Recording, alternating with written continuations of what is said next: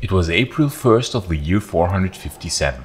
Just outside of Ravenna, at a place called Ad Columellas, at the Little Columns, Majorian was proclaimed Caesar by his troops. His general Burco had just defeated a small army of Alemanni on command of Majorian, and thus the elevation of Julius Valerius Maiorianus to the rank of Western Roman Emperor was complete. However, it must be noted that Majorian's position was only officially recognized on December 28, 457 by his eastern colleague Leo, probably elevating him to the position of Augustus of the West. Leo had also ascended the eastern throne in that same year, succeeding the previous emperor Marcian, who died aged 65. What exactly Majorian did between April 1st and December 28th is unknown. He was probably preparing his government and already planning for his grand schemes in restoring the Western Roman Empire. For that was Majorian's ultimate goal from the very beginning. What we do know though is that immediately after this official recognition by the new emperor of the Eastern Roman Empire,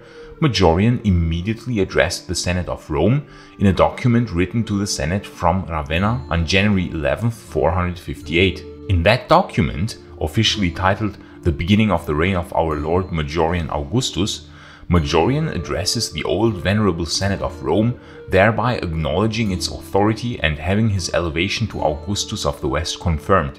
It was then that Majorian immediately got to work with a zeal and diligence not seen since the days of old. For Majorian knew that the Western Roman Empire was sick, nearing death even, and that in order for it to survive, three things would be necessary. First, very deep-reaching reforms and laws that would reinvigorate the corrupt and unfair societal system of the Western Roman state. Second, a huge military campaign that would reduce all the Germanic invaders to foederati status, and lastly, to reclaim the province of Africa for the Western Empire. Because as long as the Vandal threat was looming, Rome could not be free. Also, the tax revenue from this rich province was absolutely necessary in order to repair the finances of the almost bankrupt Western Roman state, and thus to raise new armies. And so Majorian started his work. He issued a series of 12 laws or reforms known as the Novellae Maioriani. The first one was the previously mentioned addressing of the Senate, basically his opening speech. But the other 11 were laws and reforms that were designed to tackle the fundamental problems of the Western Roman Empire. Issues that had to be solved if the Empire of the West was to survive. Most of his laws tried to tackle the problem of corruption, which had become so severe in his time that this weakened the tax revenue of the state.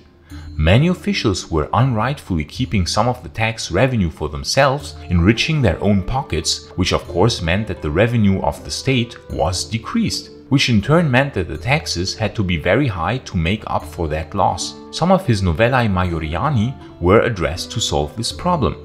Another one of his laws tried to address the declining births of Romans. A part of the problem was that young women were sometimes taking up religious vows of chastity at a quite young age. This was not due to pious reasons, but they were often forced to do this, because marriage often meant that the family wealth was reduced through means of large dowries. Thus, births declined and the empire drastically needed new native Romans. So Majorian issued a law prohibiting women to take up such religious vows before the age of 40. Another one of his Novellae Maioriani tried to solve another fundamental issue, namely that regular civilians did not know how to wield arms, and in times of frequent barbarian incursions, it became very necessary to at times be able to defend oneself. The Novella Maioriani 8 was issued to address this problem, and we know that Valentinian III had issued the same law 18 years earlier. Thus, Roman civilians throughout the Western Empire were now encouraged to bear arms and to train themselves in order to be more effective at repelling barbarian raids. It is quite baffling that this law came so late, only as 440 and 458 respectively, when barbarian incursions had already become a problem decades earlier. Majorian's most famous law, though, is possibly the Novella Maioriani 4, in which he tried to protect the magnificent monuments of ancient Rome.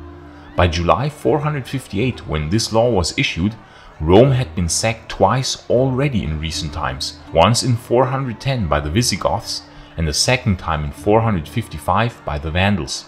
The city, now utterly impoverished, would see a very ignominious practice be repeated more and more often.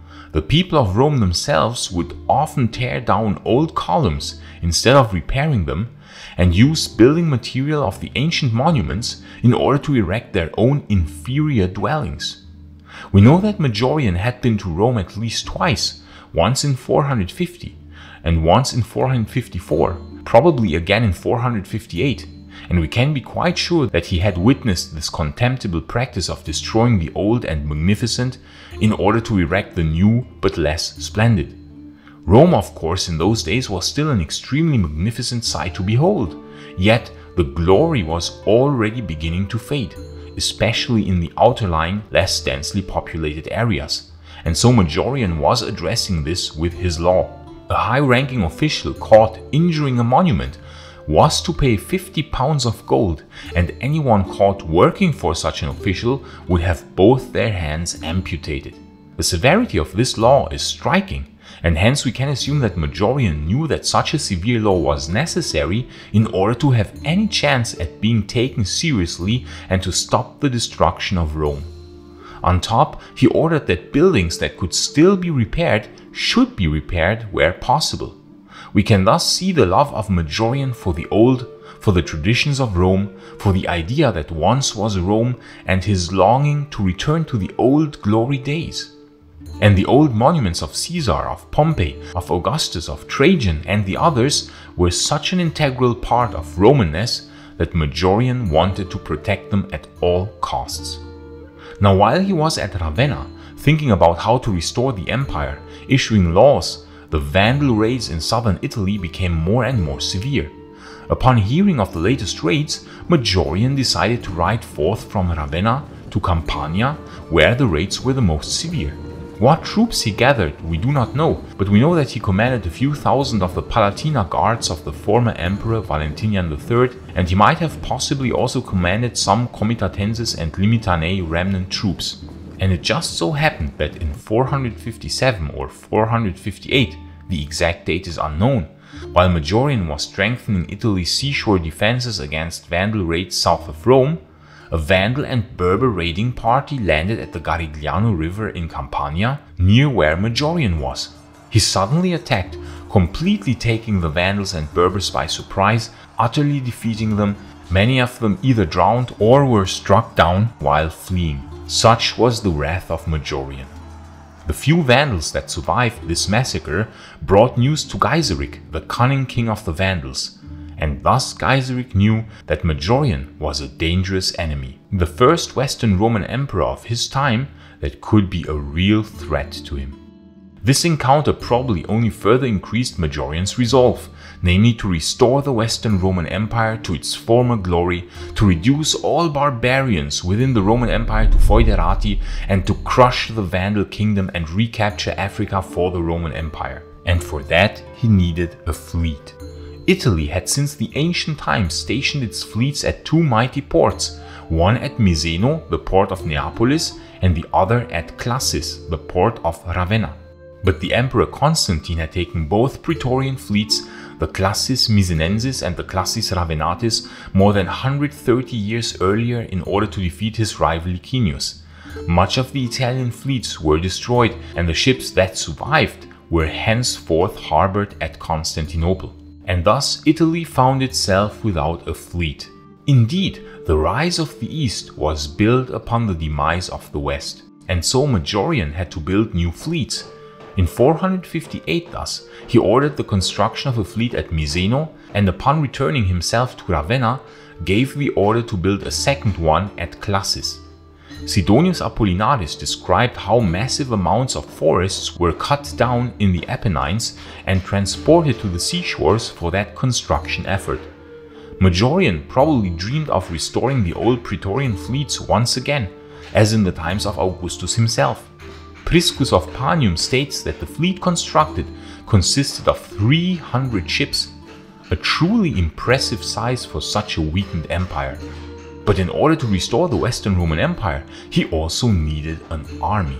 However, the fiscal reserves of the empire were almost spent, the tax revenue was low, and so raising new legions would be difficult since the Italian Romans needed a high financial incentive in order to risk their lives. But barbarian mercenaries, on the other hand, were much cheaper. Cheaper, but not as loyal as Romans, and fighting only for coin instead of for the glory of Rome. But he had no choice, and so he started a massive recruitment campaign. He recruited large bands of tribes from the Danubian regions, Ostrogoths from their settlements near Dalmatia, and very likely many other fighters of different tribes. Sidonius Apollinaris lists Suevi, Huns, Gepids, Alani, Rugi, Burgundians, and even Visigoths. This army must have been between 15 and 30,000 strong. Also, according to Sidonius, there must have been some unrest in this army while stationed near Mediolanum, as there were many from tribes that had just recently fought against each other, especially the Huns were certainly not a welcome sight for many. But this unrest was quickly resolved by punishing the offenders, and now the time had finally come for Majorian's grand reconquest plan. Thus, in late 458, Majorian set out from the military camp near Mediolanum to southern Gaul. He chose Nepotianus as his general, the father of the later emperor Julius Nepos, leaving Ricimer behind in Italy. His first mistake, as we shall later learn. The passing of the Alps at this time of year was arduous, but to the complaints of his army Majorian replied, "Are the cold, the Alps, breaking your spirits, men? Then soon I will pay you back for the frosts you endure and give you a summer in Africa." He arrived at Arelate in December 458. There, his general Aegidius had already engaged the Visigoths, who had expanded aggressively in the last years since the deaths of Aetius and Valentinian III. Joining Aegidius, Majorian, his generals and his foederati army utterly defeated the Visigoths near Arelate. The defeat was decisive. Theodoric II had no choice but to acknowledge Roman rule once again, to cede all territory in Hispania back to the Romans, and to revert his people back to foederati status. After this impressive victory, Majorian made Aegidius Magister Militum per Gallias and sent him to Gallia, where he was to consolidate Roman power. But there was still much to do. Next were the Burgundians. They had also aggressively expanded their kingdom in the aftermath of Aetius' and Valentinian's demise, and thus he marched upon Lugdunum. This is where the poet Sidonius Apollinaris resided, the son-in-law of the former emperor Avitus. Lugdunum had rebelled against Majorian not only with the help of the Burgundians, but also with the help of the Baccaudae rebels. Lugdunum was besieged and the Burgundians defeated by Majorian and his general Nepotianus. The Baccaudae rebels were also utterly defeated and forced to join the Roman army. The Burgundians in turn lost large lands to the Western Romans and were, like the Visigoths before, reduced to foederati status. In January 459 then, Majorian entered Lugdunum, where Sidonius Apollinaris delivered a panegyric to the emperor. The son-in-law of Avitus, whom Majorian had overthrown 2 years earlier, praised the emperor's deeds and went from enemy to friend of Majorian, for he was won over by the emperor's determination to restore the glory of Rome. Majorian returned to Arelate, from where he issued some of his novellae Maioriani and minted coins. The fleets that had been constructed at Miseno and Ravenna were quite probably also brought to Arelate, but we don't know exactly how and when. Majorian then sent envoys to the Emperor of the East, Leo, and to Marcellinus of Dalmatia. Dalmatia was still de facto an independent realm, but Majorian, probably with the help of Leo, convinced Marcellinus to help the Western Roman Empire, and so to effectively act again as part of the Roman Empire. Thus Marcellinus was sent by Majorian and Leo to reconquer Sicily for the Western Roman Empire, since the Vandals had tried to conquer the island. But Marcellinus defeated the Vandals and reclaimed the island for the Imperium Romanum. Another incredible victory for this supposedly dying empire. Majorian now, while probably still in Arelate, sent a large part of his army forth under command of Nepothianus in order to further campaign against the Visigoths and also against the Suevi. In 460, he defeated the Visigoths, forcing them to sign a definitive treaty of accepting Roman rule and even forcing some of them to join the Roman army. Sunieric, a Visigothic commander, then together with Nepothianus marched against the Suevi and defeated them at Scalabis and at Lucus Augusti. They too now had to cede the southern part of their kingdom back to the Western Roman Empire, and were reduced to foederati status, and had to accept Roman rule. Nepothianus, after this victory, was appointed governor of the province of Hispania. Thus, in only 1.5 years from setting out from Italy, Majorian, with the help of his able generals Nepothianus, Aegidius and Marcellinus, had managed to restore large portions of the Western Roman Empire. The Visigoths, the Burgundians and the Suevi were all reduced to foederati status. Dalmatia was now again fighting for the Western Roman Empire, and Sicily had been restored to Roman rule. The star of the Western Romans, it seemed, was rising despite all odds. But Majorian's finale was still to come. The reconquest of Vandal Africa was still not accomplished, but now the time had arrived. Majorian set out from Arelate sometime in early 460, his fleet sailing along the shoreline in view of his army. In April 460, he entered the city of Caesar Augusta in his newly re-established Roman province of Hispania. It was the 3rd year of his reign, and so he celebrated his Adventus, the anniversary of his proclamation to emperor. Times were good indeed, and so a celebration was in order. Leaving Caesar Augusta 2 weeks later, he now drew near to Portus Ilicitanus, where he assembled his entire fleet, all the 300 ships of this new Western Roman armada. It is quite possible that he had some more ships built directly in this port near to the city of Carthago Nova. And now indeed, the time would arrive to set the grand plan into motion and to reconquer Africa from the Vandals, and thus to really restore the Western Roman Empire once and for all. But what happened next, dear friends of late Roman history, is a story for the next episode.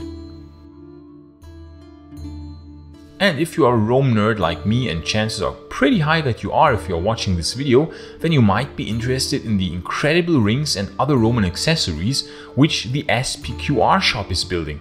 And now you can even order the one and only Maiorianus channel ring in order to honor the great Emperor Majorian, to whose memory I dedicated this channel. As you can see, it is wonderfully handcrafted, and you can see the incredible amount of detail and craftsmanship that the amazing people from SPQR Shop invested into this ring. And you can order one in bronze and even silver. I wonder what Majorian would say to that, could he see that his memory still shines brightly 1562 years after his death. This is a must for every true Majorian fan, and of course, as a nice side effect, it would greatly help this channel in order to spread the word about the heroes of the late Roman Empire. I put the link to their shop in the video description and into the pinned comment, and with this link you can get a 10% rebate on every purchase if you type in the rebate code Maiorianus.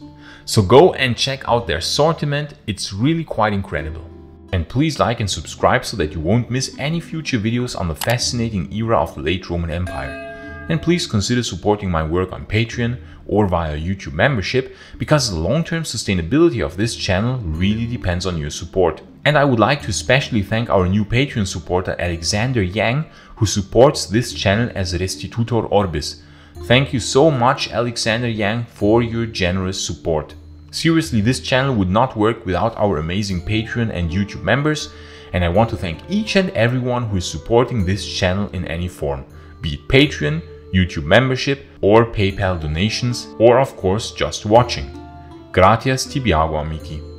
And if you want to see the first part of this trilogy on the life of Majorian, you can watch this video in the upper right corner. But if you want to learn more about the state of the city of Rome in those days, you can watch the other video in the lower right corner. I say thanks again to all friends of Roman history, gratias tibiago, and bene valete.